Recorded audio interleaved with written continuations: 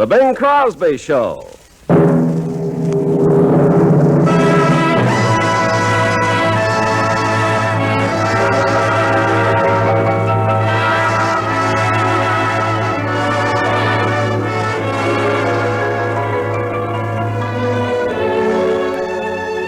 This is Ken Carpenter welcoming you to the Bing Crosby Show, presented by the people of General Electric. Produced and transcribed in Hollywood with John Scott Trotter and his orchestra and Bing's guest, Miss Ella Fitzgerald.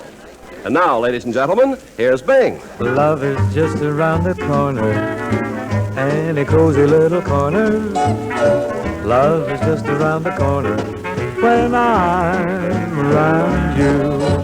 I'm such a sentimental mourner, and I couldn't be forlorner when you keep me in a corner just waiting for you.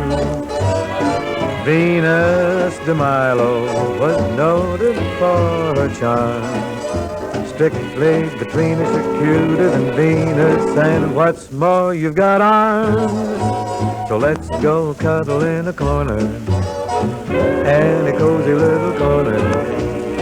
Love is just around the corner, and I'm around you.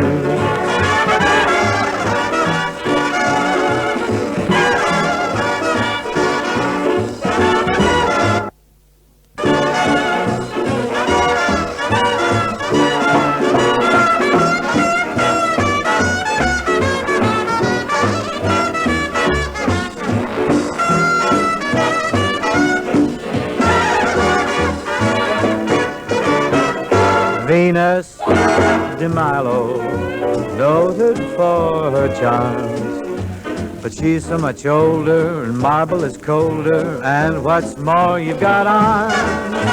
So let's go cuddle in a corner, any cozy little corner.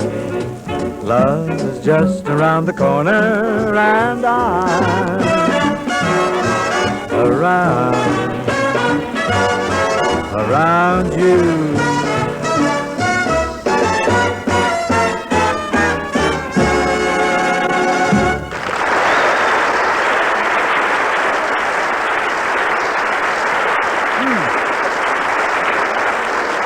Very nice, Bing. May I quote you on that? You may indeed, Ken. I wish to come out flat-footed with my teeth in my mouth and say that love is just around the corner.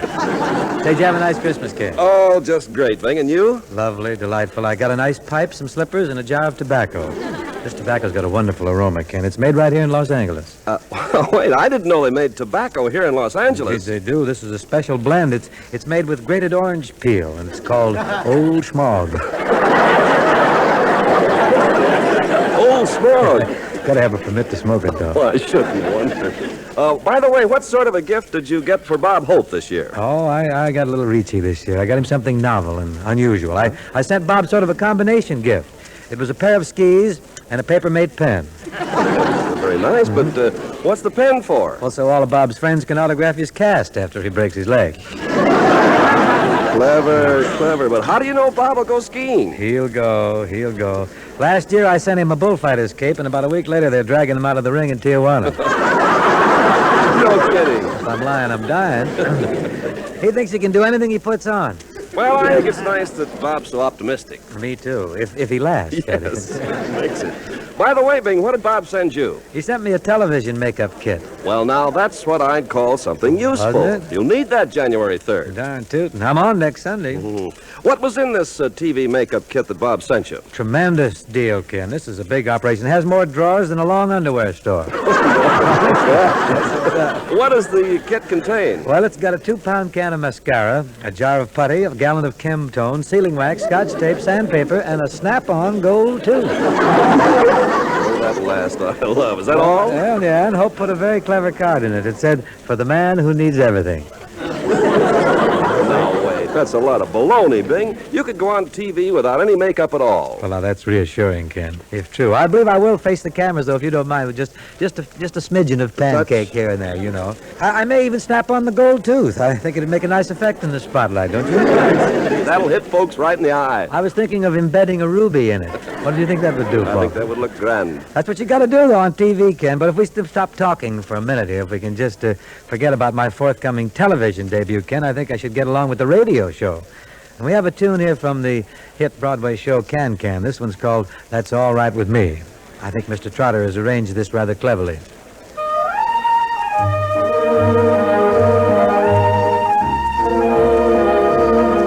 It's the wrong time and the wrong place.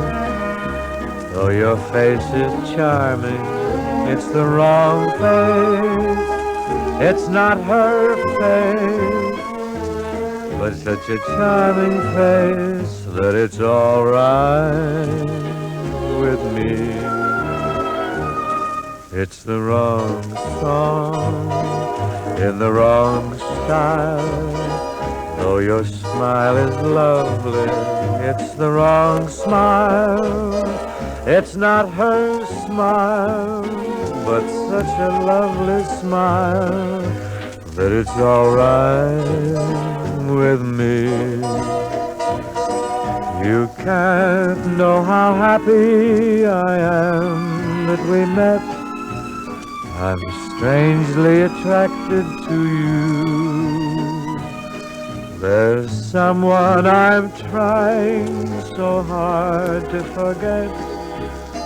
Don't you want to forget someone too? It's the wrong game with the wrong chips. Though your lips are tempting, they're the wrong lips.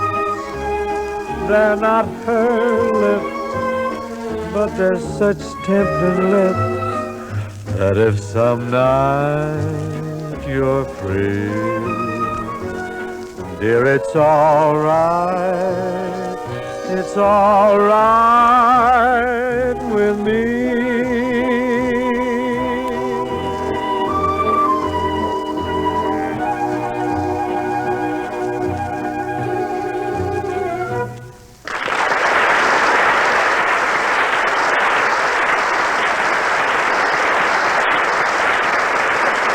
That's All Right With Me, by Mr. Cole Porter of Peru, Indiana. Now comes the happy time when we present our guest of the evening, a well-known Decca recording star and certainly one of the great feminine singers of our time, of all time, I might say, Miss Ella Fitzgerald.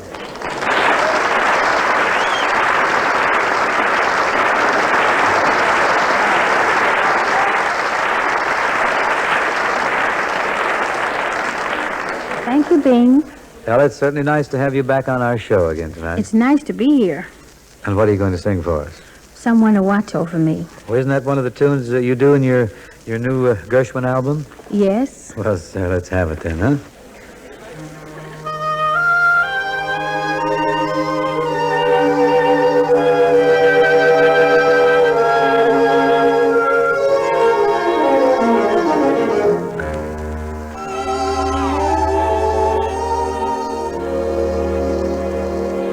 There's a saying old says that love is blind.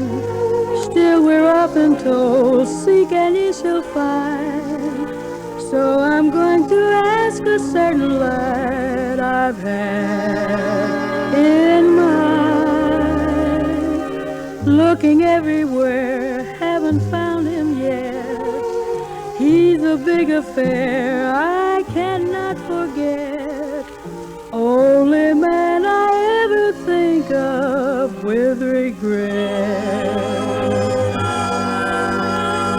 I'd like to add his initial to my monogram. Tell me, where is the shepherd for this lost land? There's a somebody I'm longing to see.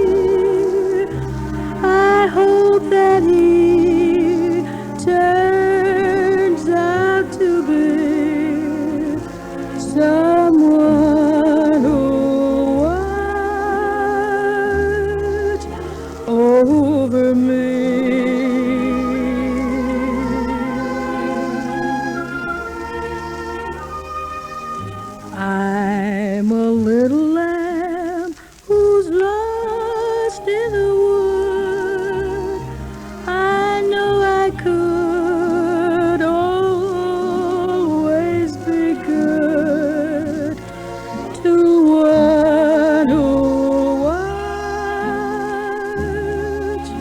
over me. Although he may not be the man some girls think of as handsome, to my heart he carries the key.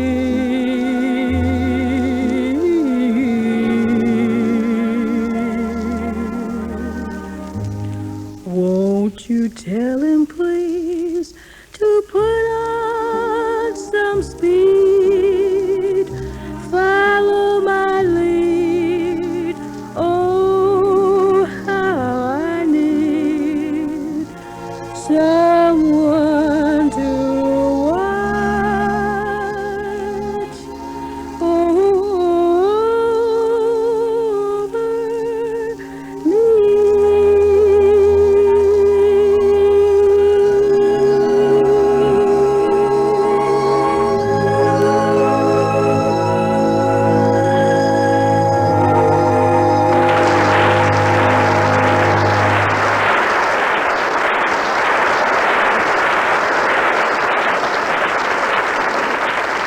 Lovely, Ella. Really beautiful. But hold the mo here. Now, don't you have another Gershwin tune for us? I could do Looking for a Boy. Also in the album? Mm-hmm. Is that in there? Well, fine. Mr. Trotter will assist, I'm sure.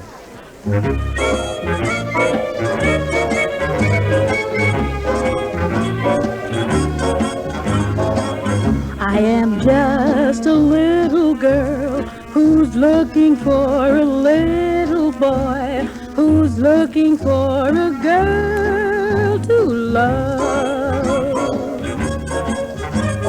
Tell me, please, where can he be? The loving he who bring to me the harmony I'm dreaming of. It'll be goodbye, I know, to my tale of woe when he says hello. So I am just a little girl who's looking for a little boy, who's looking for a girl to love.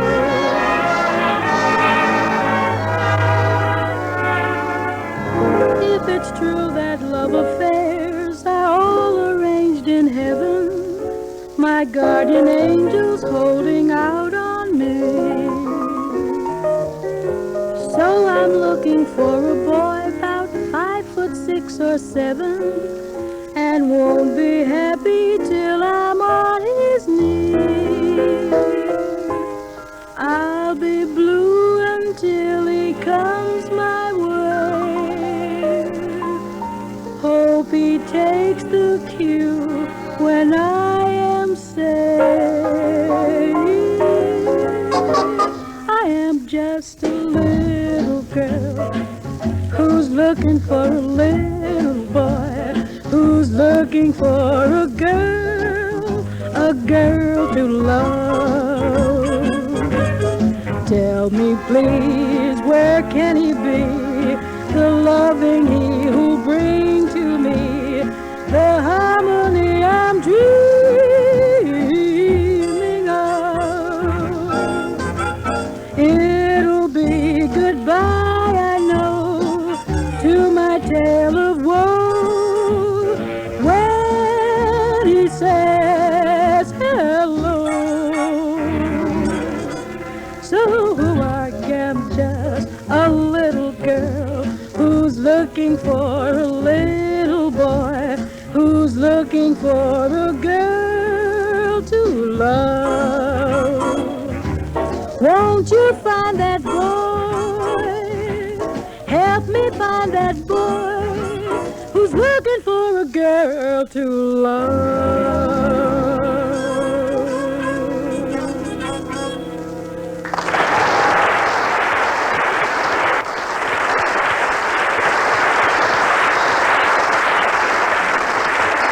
Very nice. Thanks, Ella.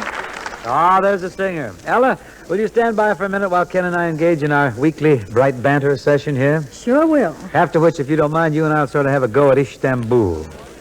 Now, Ken, are you ready? Ready? I'm even a little excited. Hey, you do look excited. Eyes aglow, nostrils a quiver, like a beagle hound contemplating a plump rabbit. Well, naturally, Bing. You see, I'm anticipating our weekly seminar on my favorite subject. Another thought-provoking chapter in the exciting story of our economy, eh? That's right. Only tonight we're going to confine ourselves to the corporation and how it grew. Yeah, now, time. Wait a minute, Ken. I thought we buttoned up the corporation last time. We agreed it was one or more people working as a unit and accepted as a unit, doing business by means of money gotten through the sale of stock. All very true, Bing. Certainly. But we didn't explain how some corporations became as big as they are today. No, we blew that, didn't we? That's right. You see, going back to the early days of our country, businesses were all small. They were local. The bootmaker, the baker, the blacksmith. Yes, the blacksmith, standing all day under the spreading chestnut tree over a hot anvil. Standing there fanning himself with a horse. Horses used to make good fans if you could hold them. To be big and strong. Yes, You know, Bing, in the old days, almost everything was grown or handmade right in the neighborhood and sold to the people who lived right there. And then the country began to grow. The population increased. There were more customers. Demand for goods and services jumped up like a grasshopper with a hot foot. And as the population grew, the businesses which supplied their needs had to grow, too. They had to learn how to produce more things. Instead of serving, a few people, they soon found they had to serve thousands and then millions of customers. And as a result, some corporations became big, and that brought on a few problems of its own. That it did indeed. One of them was that the old direct personal relationship between the small manufacturer and his local customers, just got lost. Which, of course, put a new responsibility on the big corporation to get back in close touch with its customers. Grassroots, you know, old boy. And not an easy task, Bing. But necessary, Ken. For instance, you take the case of a certain popular singer, we won't mention his name. Please don't.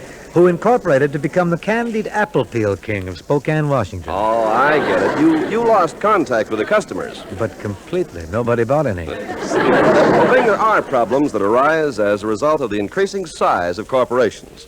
But on the credit side, these corporations, like General Electric, to cite an example. And you couldn't cite a better one on this program, that is. Sir. Anyhow, these corporations have contributed heavily to our progress. Through their methods of mass production, they've proved themselves the best possible way to supply the needs and wants of the consuming public. They've found the solution to giving us more goods, better goods, for less money. They've also been able to do big jobs requiring very big accumulations of money and know-how to complete. Building, turbines, for instance. Couldn't be done any other way. They've contributed to our civilian comfort and advancement and built up our defense in time of war. Kenneth, you are off and running tonight. You are crystal clear. You are precise. You're jet-propelled on the backstretch. Bing, I'm inclined to agree with you. First thing you know, there'll be a Ken Carpenter fan club. Many of them, all over General Electric. Wonderful thought. Suppose you tie that all up in a neat bundle for us. Give us one of those in short arrangements. Yes, okay. okay. In short, the corporation has grown as the demands and needs of the population have grown. We Americans are enormous consumers, so we have to have enormous suppliers. And the corporations have met that challenge. They've proved themselves the best way yet found to produce what the customers need, and the most satisfactory way to all the partners in the economy. Nice going, Ken. That's great. You must be exhausted, though. Right after the show, I'm going to treat you to a complete rub-down in the Finlandia baths. Very considerate. Now, just to flounder over there into a contour chair. Will you there for a moment? Take a rest, because Ella Fitzgerald and I continue along with the ditty about the latest city to make the hitty parade. Istanbul. With a cornet interlude by the great Ziggy Elman.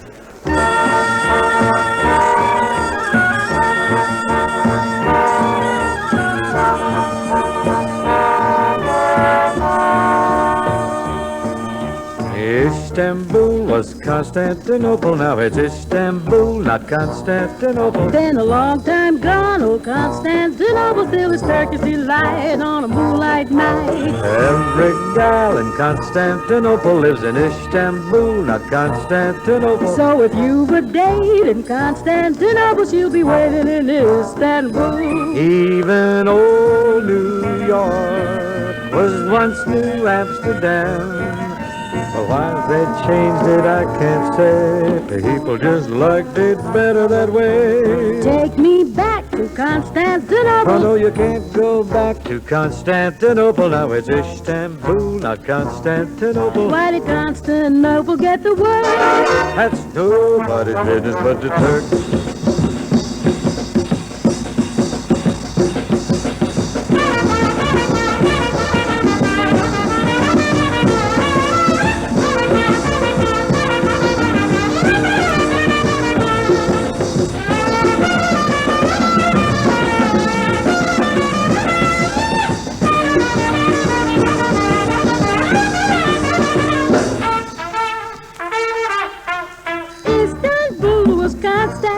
Now it's Istanbul, not Constantinople. Been a long time gone, old Constantinople. Still it's Turkish delight on a moonlight night. Every gal in Constantinople lives in Istanbul, not Constantinople. So if you've a date in Constantinople, she'll be waiting in Istanbul. Even old New York was once New Amsterdam. Why they changed it, I can't say. People just liked it better that way. Now won't you take me back to Constantinople? No, you can't go back to Constantinople. Now it's Istanbul, not Constantinople. Now why did Constantinople get the word? That's nobody's business but the Turks.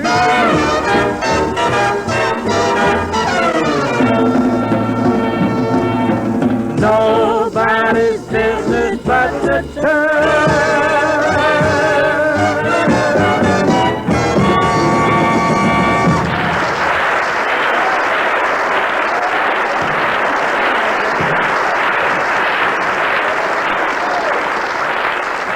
Thank you, Ella. I enjoyed that very much. Now, friends, Mr. John Scott Trotter has made what I consider rather an elegant arrangement of the familiar Cole Porter melody, Night and Day. Of course, he's got a wonderful orchestra, all outstanding instrumentalists. I know you'll enjoy this very much.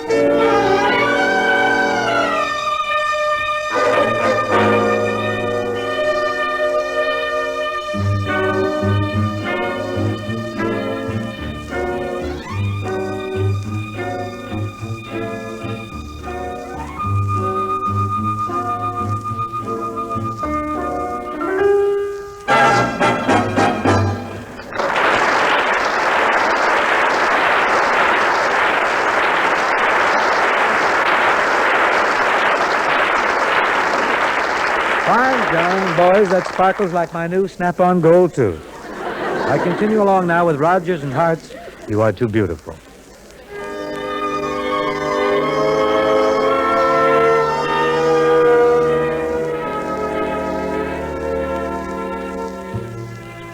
You are too beautiful, my dear, to be true. And I'm such a fool for beauty,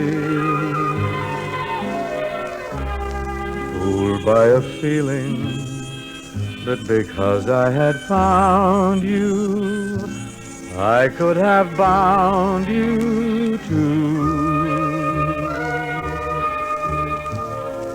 You are too beautiful for one man alone,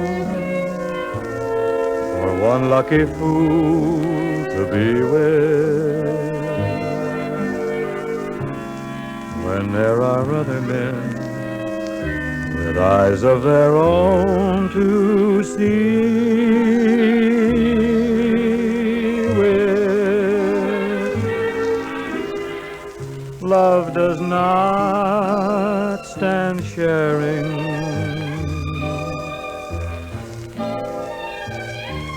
not if one cares. Have you been comparing my every kiss with theirs? If on the other hand I'm faithful to you, it's not through some sense of duty. You are too beautiful, I am a fool for beauty.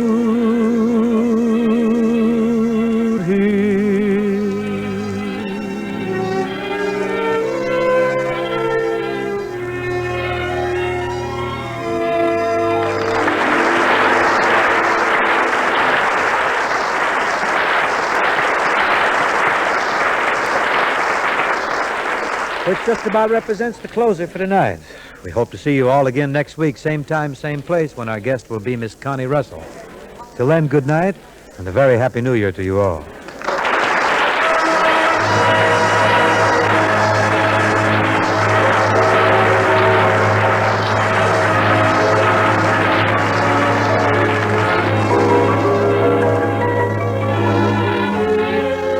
This program was produced and transcribed in Hollywood by Bill Morrow and Murdo McKenzie.